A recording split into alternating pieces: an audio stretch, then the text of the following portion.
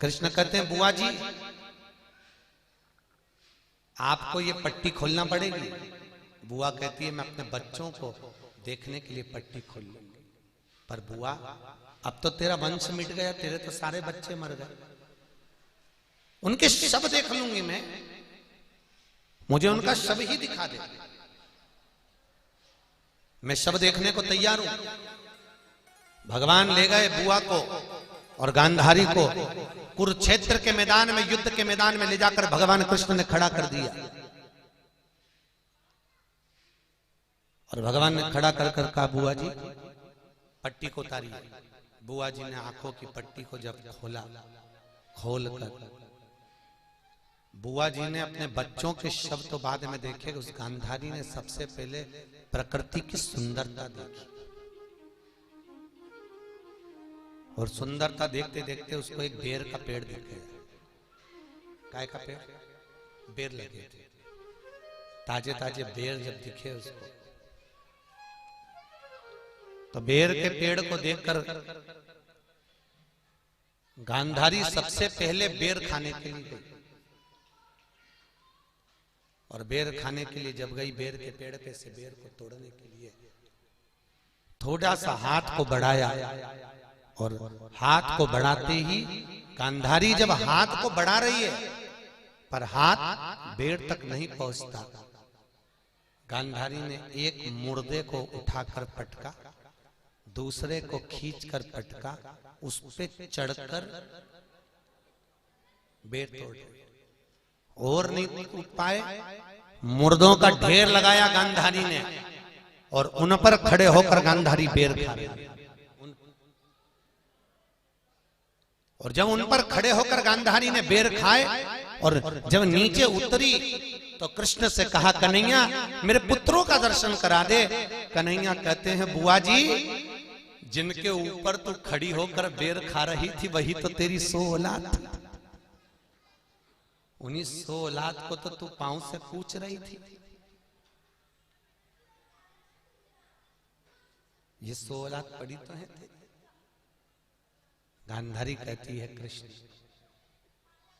मैंने कौन सा पाप किया मेरी जिंदगी में जो आज मेरे इन बच्चों की ये दशा हो गई, जो माटी में मिल रहे हैं, मैंने करा क्या ऐसा?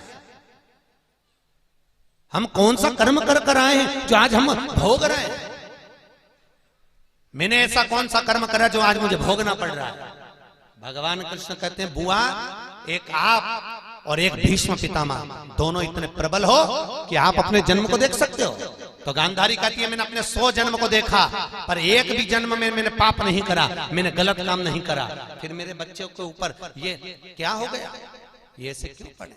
भगवान कृष्ण कहते हैं बुआ तुझ में और मुझ में बस अंतर इतना है तू अपना 100 जन्म तक देख सकती है और मैं तेरा आज जन्म तक देख सकता हूं। आज जन्म बुआ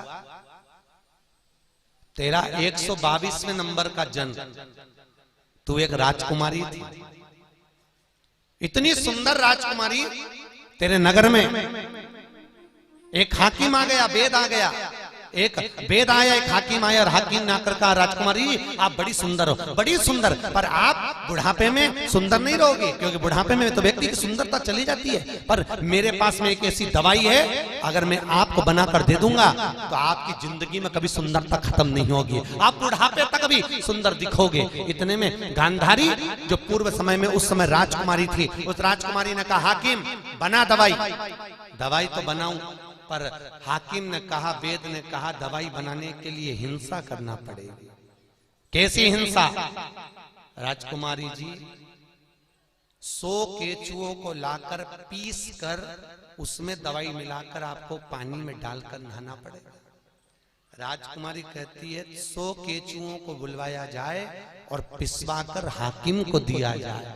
100 केचुए मंगवाए, उनको कुटवा कर पिसवा कर उस हाकिम को दिया, राजकुमारी ने लगा लिया। भगवान कहते हैं गांधारी जी अब याद करो वो 100 केचुए जो तुमने मरवाए थे, वो 100 केचुए तेरे गर्भ से जन्म लेकर तेरे सामने पड़े हुए हैं।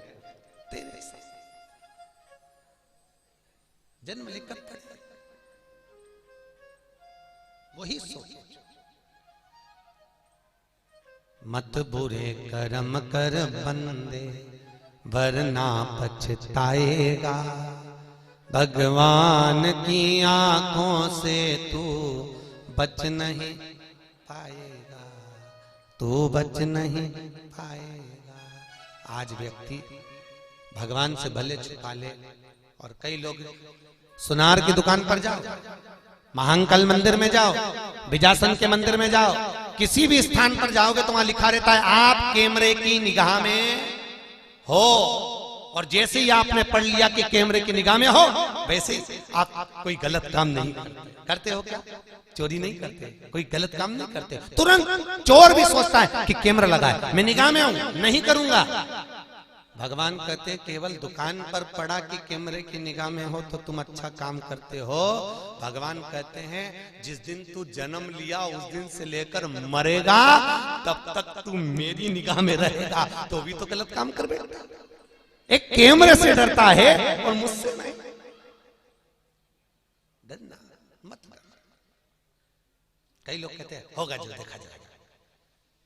लोग अब प्रश्न भी करते हैं महाराज जो कथा सुनता है वो भी मरता है। हमने कहा जो नहीं सुनता वो, हमने कहा वो भी मरता है। जो दान करता है वो मरता है कि नहीं मरता, हमने कहा मरता है। आजकल के लड़के बहुत प्रश्न करते हैं, तो जो दान नहीं करे वो भी मरता है। जो भजन करे वो भी मरेगा, जो नहीं करेगा वो भी मरेगा। जो शिव पुराण सुनेगा वो भी मरेगा, जो नहीं सुनेगा अरे बोले तो वो भी मरेगा। जो बादाम खाएगा वो भी मरेगा, जो नहीं खाएगा वो भी मरेगा। मरना तो सबको है। तो फिर महाराज जब मरना सबको है तो कथा सुनने से फायदा क्या है? महाकाल मंदिर जाने से फायदा क्या है? बिजासन जाने से फायदा क्या है? हर सिद्धि जाने से फायदा क्या है? छिपरा में नहाने से फायदा क्या है? हमने कहा ओ लीला जी सुन तो सही, फायदा एक ही है। बिल्ली अपने मुंह से अपने बच्चे को 7 घर लेकर जाती है। बच्चे का शरीर से खून निकलता है क्या? अरे बोलो तो बच्चा मरता है क्या? नहीं, खून नहीं निकलता, रक्त में शराब और बच्चा नहीं होता। बिल्ली अपने मुंह से अपने बच्चे को पकड़कर 7 घर लेकर जाती है, पर बच्चा मरता नहीं, रक्त में नहीं सनता, उसके प्राण नहीं निकलते। और वही बिल्ली उसी मुख से चूहे को पकड़ती है तो लहू लुहान कर देती है। बस अंतर इतना है, जो शिव पुराण में जाकर बैठ गया वो बिल्ली के बच्चे की तरह वैकुंठ तक चले गया, और जो नहीं गया वो चूहे की तरह मन तुम्हारा।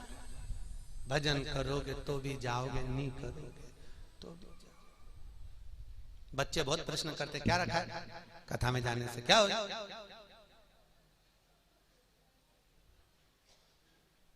कई माताएं कहती हमको तो कथा याद ही नहीं रहती महाराज, तो कथा सुनने से फायदा क्या है? हमने कहा भले याद नहीं रहे, 1 महीने पहले 15 तारीख को तूने क्या खाया था तुझे याद है? अरे बोलो तो नहीं।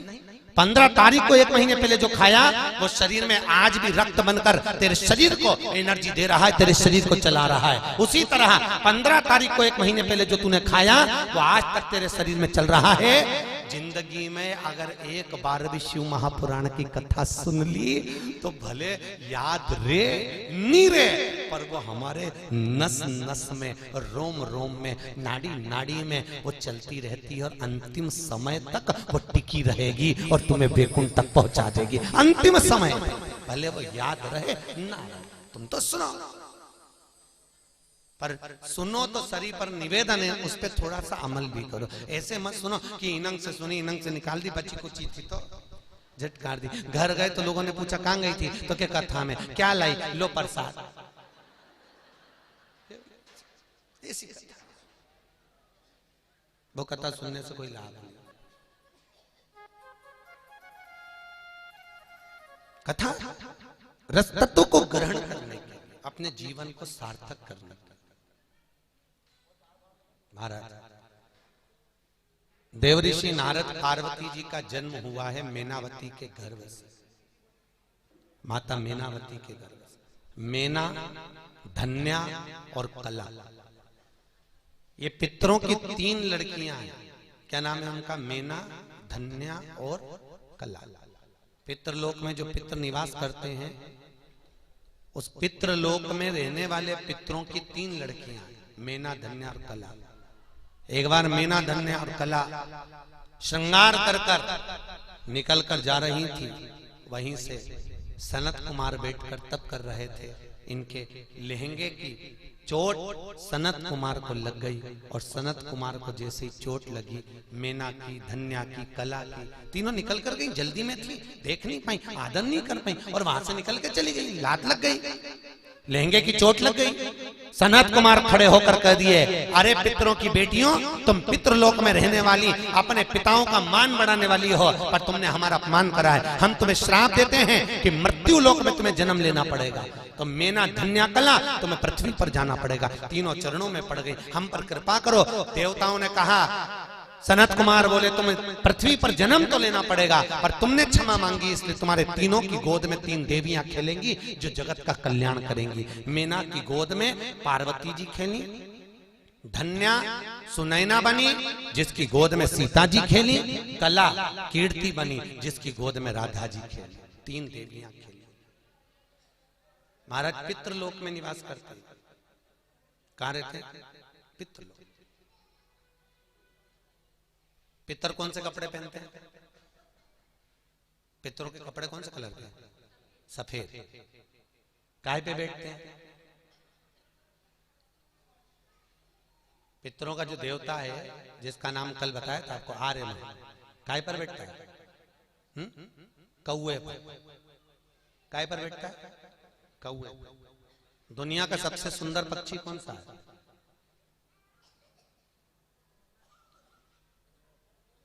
अरे बोलो तो।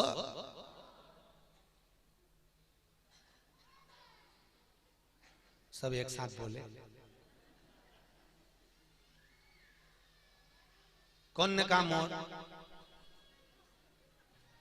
नहीं, मैं तो पूछ रहा हूं। शिव महापुराण में नहीं लिखा, इसलिए पूछा मैंने तो कि ये तो आज के दुनिया के लोगों देख के बात करते हैं। दुनिया का सबसे सुंदर पक्षी जो हंस और बगुले को भी मात कर दे, इतना सुंदर, इतना सफेद, इतना सुंदर बोलने वाला, केवल एक ही पक्षी है, वो है कौवा। कौन? कौवा।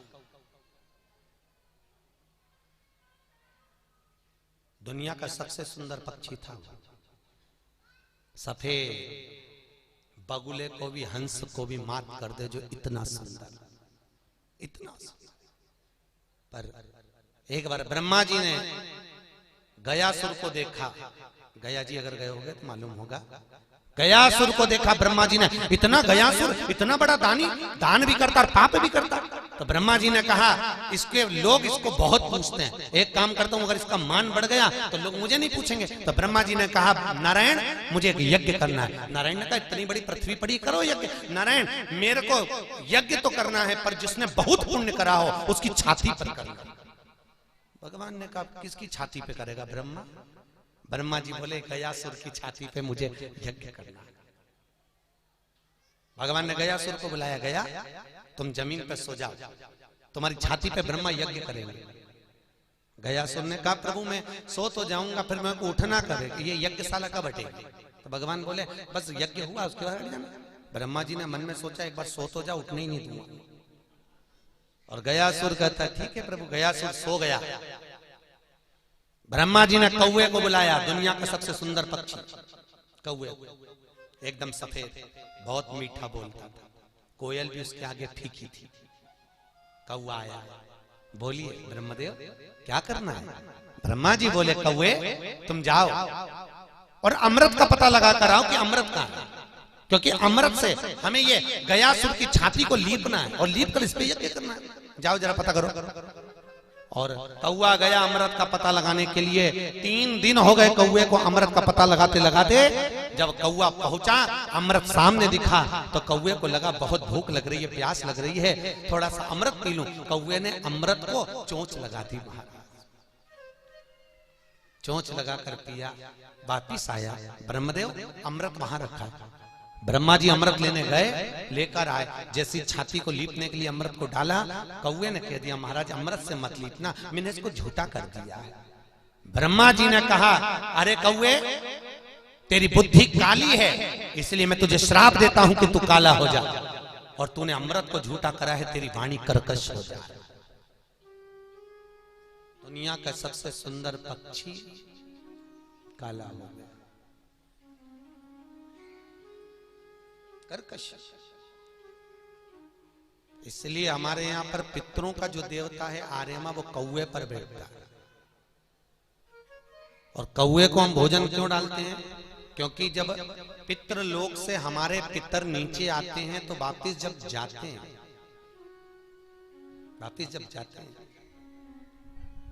तो जाने पर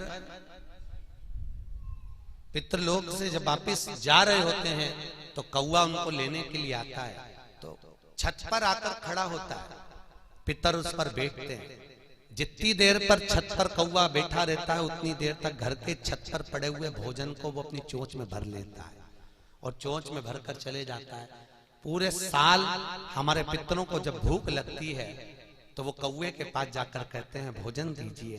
कौवा अपनी चोंच में से निकालकर तुम्हारी छत पे से जो भोजन लिया है उसको चोंच में से निकालकर पितरों को देता है, तो हमारे पितरों का पेट भराता है।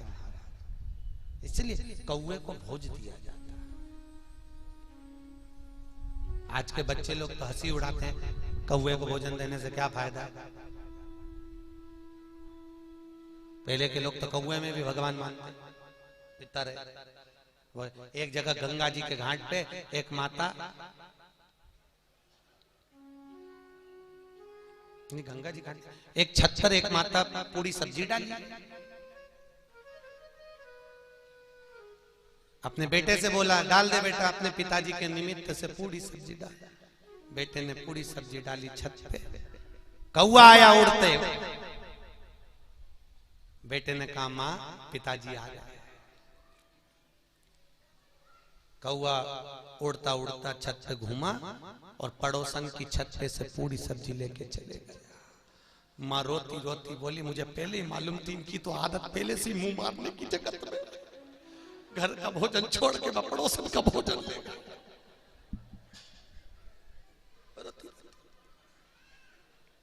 देख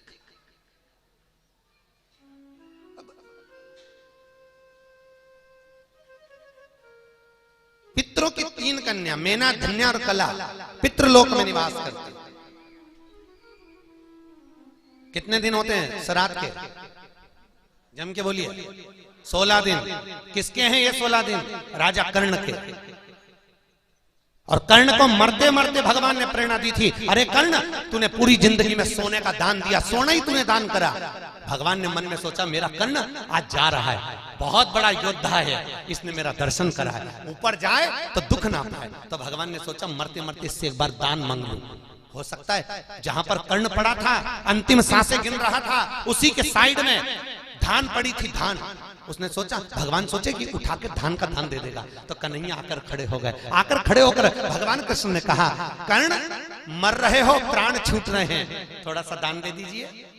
राजा कर्ण बोला अरे ओ कृष्ण द्वारकाधीश, तू मांगने भी आया तो मेरे अंतिम समय पर आया, अब मैं दूं तो दूं क्या।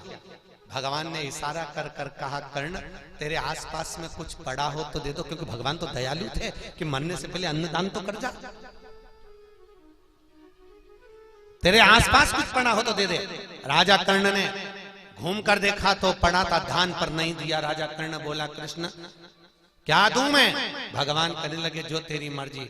इतने में भगवान बोले दे तो ठीक है, नहीं तो मैं चला। कर्ण कहता रुक जा, ऐसे कैसे चले जाएगा? द्वारकाधीश जाते जाते भी मैं दान देता हूं। कर्ण ने कहा मेरे ऊपर का एक दांत सोने का है, तू पत्थर से तोड़ के ले जा, तोड़ ले इसको। भगवान बोले कर्ण मरने वाले का दांत तोड़ूंगा तो ऊपर मुंह कौन दिखाएगा, कि मरते हुए को भी नहीं छोड़ा ने उके भी नोच लिया। भगवान बोले हम नहीं ले सोने का दांत। कर्ण बोला मैं देता हूं। कर्ण ने पत्थर को उठाया, जब हाथ बढ़ाया तो भगवान को लगा कि धान उठाकर दान करेगा, पत्थर को उठाया और कर्ण ने अपने मुंह पर मारा। जैसे ही मारा सोने का दांत निकलकर बाहर आ गया, खून निकलने लगा। खून निकला, भगवान को दे रहा, लो प्रभु ये लो स्वर्ण का दान। भगवान कहने लगे कर्ण ये तो रक्त में सना हुआ, खून में सना हुआ दान कौन लेगा, हम नहीं लेते। कर्ण ने कहा तो अभी साफ कर देते। पत्थर उठा के कर्ण ने आकाश में फेंका, इंद्र के चरण में लगा, जलवृष्टि हुई, सोने का दांत धुल गया। अब भगवान को दिया, भगवान लेकर चले गए। भगवान ने मन में सोचा, रे ओ बुद्धि के अकल के भाटे, अन्न का दान देता तो ऊपर मिलता, फिर सोना दान कर दिया। कर्ण जब मर कर गया, भूख लगी कर्ण को, तो दान तो खूब करा था, अब दान करे तो मिले भी, तो दान तो खूब करा। तो कि मुझे भूख लगी है, भोजन लाओ। पूड़ी सोने की, कचौड़ी सोने की, बालूशाही सोने की, खम्मा का, रबड़ी सोने की, इमरती सोने की, पकौड़ी सोने की, भजिया सोने का, सोने का ही पानी, सोने का ही गिलास, सोने की थाली, सोने की कटोरी, खाओ।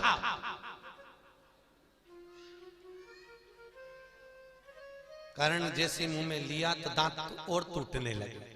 कर्ण के मर जाऊंगा पर यह खा नहीं सकता, इससे पेट नहीं भरा है। धर्मराज बोले तूने सोने का दान किया इसलिए सोना ही तुझे मिला, अन्न का दान कर 1000 ब्राह्मण के भोजन का पुण्य मिलता है महाराज एक दिन। इसलिए श्राद्ध पक्ष में आज भी ब्राह्मण को तिलक नहीं करा जाता, आज भी ब्राह्मण को मस्तक पर तिलक नहीं देते। भोजन कराओ पर तिलक ना दिया।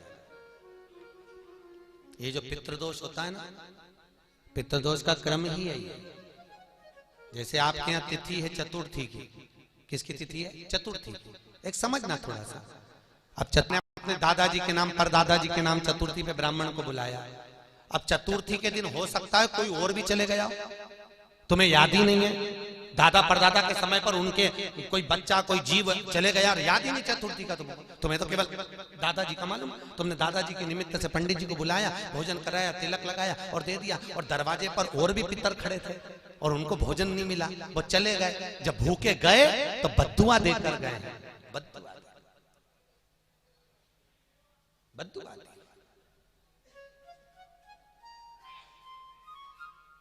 इसलिए श्राद्ध भी करो तो शिव महापुराण कहती है कि श्राद्ध में दिखावा ना करना। क्या नहीं करना? कथा सुनिए जटा और मठा की, पितरों की कथा सुनी जटा मठा की। दो भाई थे जटा और मठा। मठा बड़ा था, जटा छोटा था।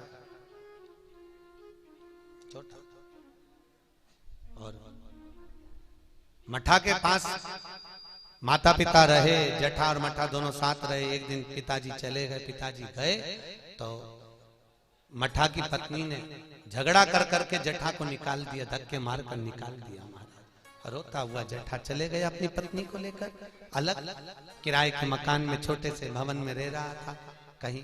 और मठा अपने राजसी ठाट में खूब दौलत हो गई, क्योंकि बाप की पूरी जायदाद इसी को मिल गई, धनी धन हो गया, संपदावान हो गया। और आपको पहले भी कथा में कहा,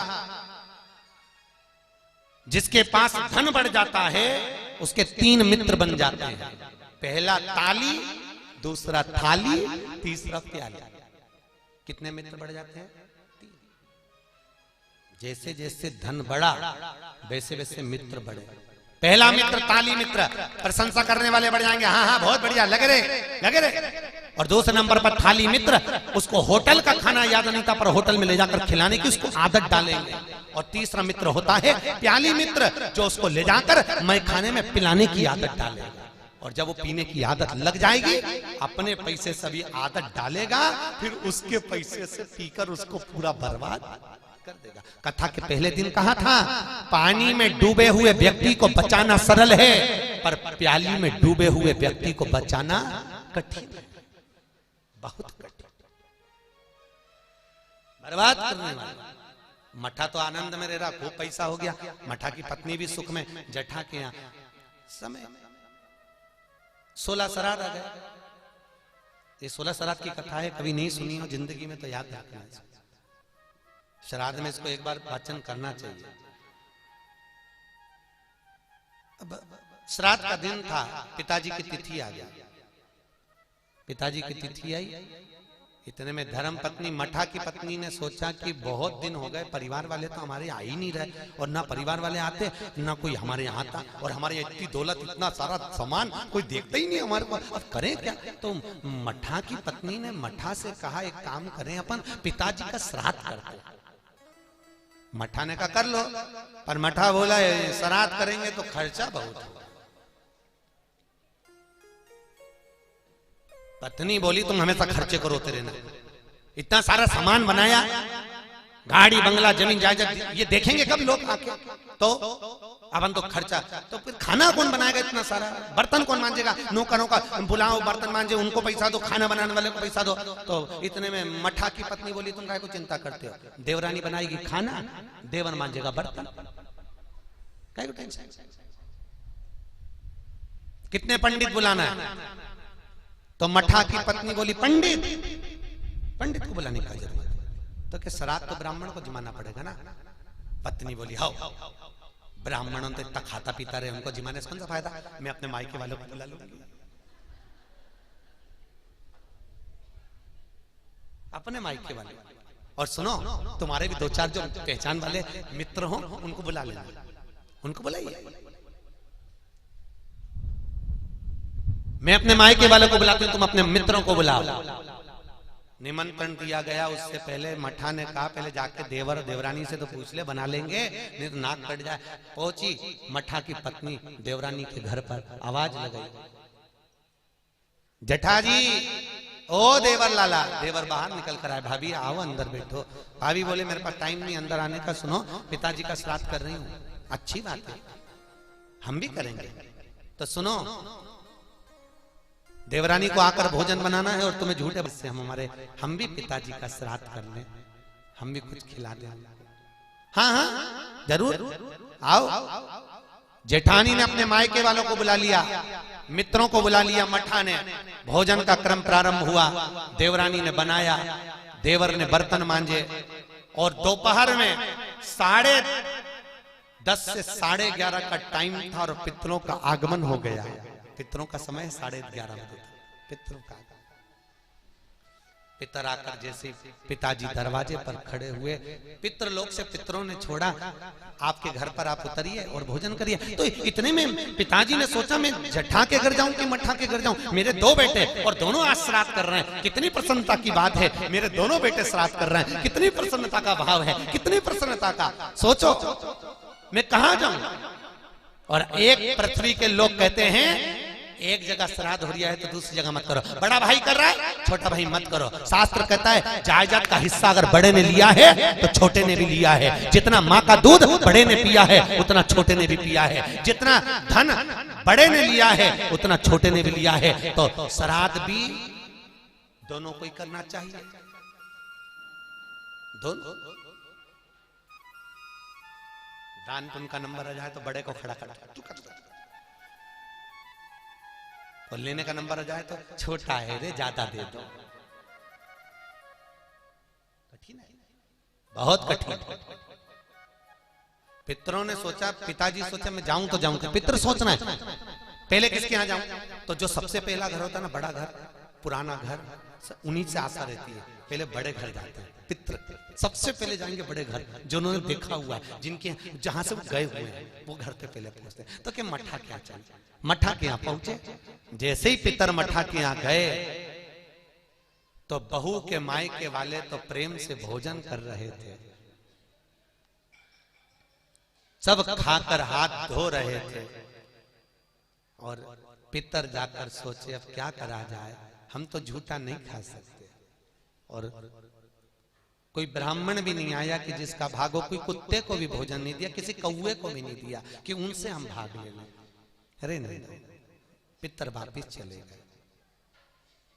अब कहां जाए, तो क्या हम जठा के यहाँ चलते, मठा के यहाँ तो कुछ नहीं मिला, जठा के यहाँ। जठा और जठा की पत्नी दोनों आए, पत्नी ने अंदर जाकर देखा कुछ भी नहीं था।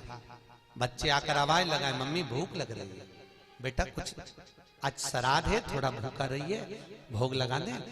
तो पति जठा से कहा हमारे यहाँ कुछ है नहीं, क्या बनाएंगे, पितरों को भोग लगाना है, कुछ है नहीं। जटा कहता है अपने पड़ोसी अच्छे हैं, बहुत अच्छे हैं, कुछ तो वो दे देंगे।